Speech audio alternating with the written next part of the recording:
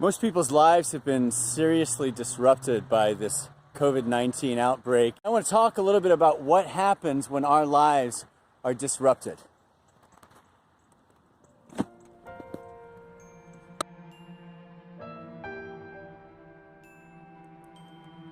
Just found this guy in the middle of the road. He was about to get hit by a car. Well, actually my car. But after me, there was other oncoming traffic on its way.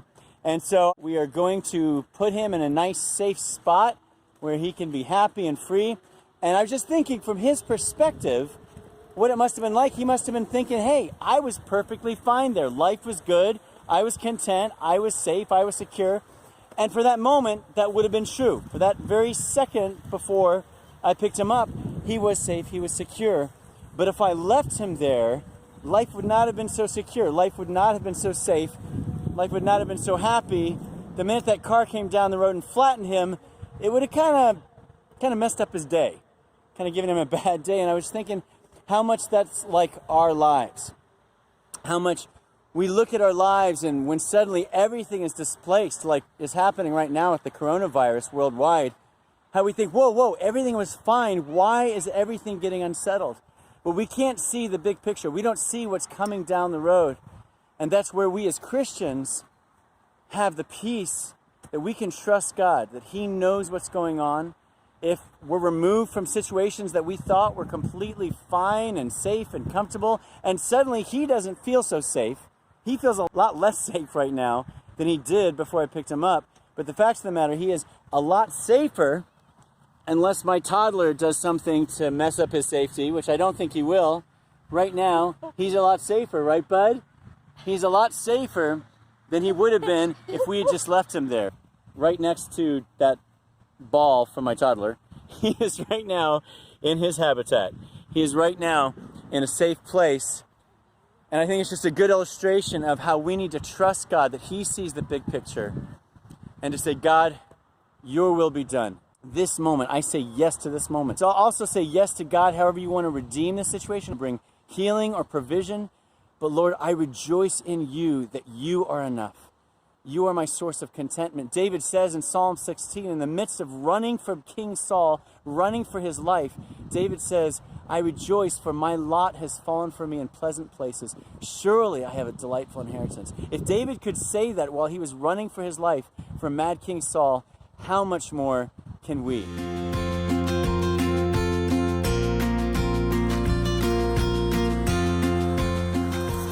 I know a lot of people's lives have been upended by this COVID-19 crisis, as ours certainly has. And we're thinking, God, my life was good before. Why has this happened? And obviously, He's not the cause of the virus. But we get so frustrated when things don't go our way, just like this little guy right now is not enjoying resting in the Father's embrace. But we really can trust that not only can God make good out of the situation, He doesn't just kind of take it and go, well, let's make the best of the situation. He can actually make it better than if it never happened in the first place.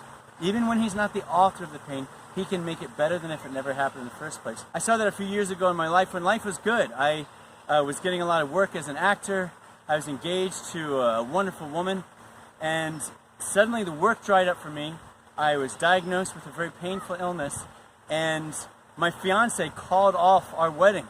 And I was just in a place of pain, and I had nowhere else to go but God. I was living by myself. My family was spread across the globe, the four corners of the globe, and I just had God. And I went to Him, and as I began to identify with David's heart in the Psalms, crying out in worship in the midst of his pain, in the midst of his suffering, I began to write a one-man musical drama based on that story, word for word from 1st and 2nd Samuel in the Psalms, memorizing the scripture, hiding it in my heart, identifying with that story.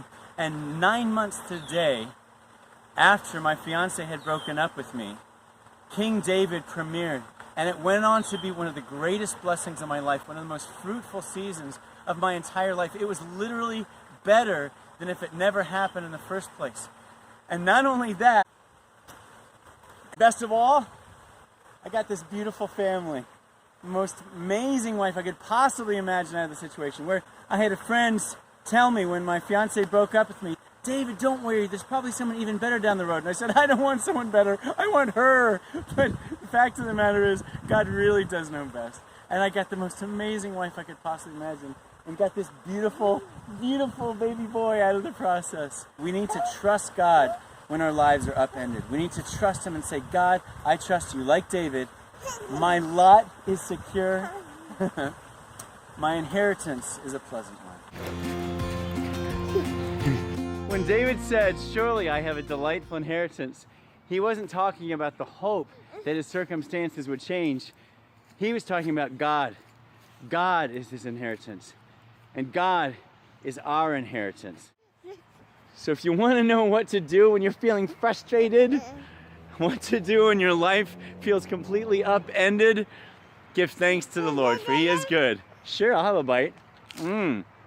His faithful love endures forever. Even when you're even eating a baby cracker. Oh, beets. It's yummy. No? Yeah? Okay. Oh, okay. Bye. We'll say bye. Bye. Da. Mm-hmm. Da. Mm-hmm.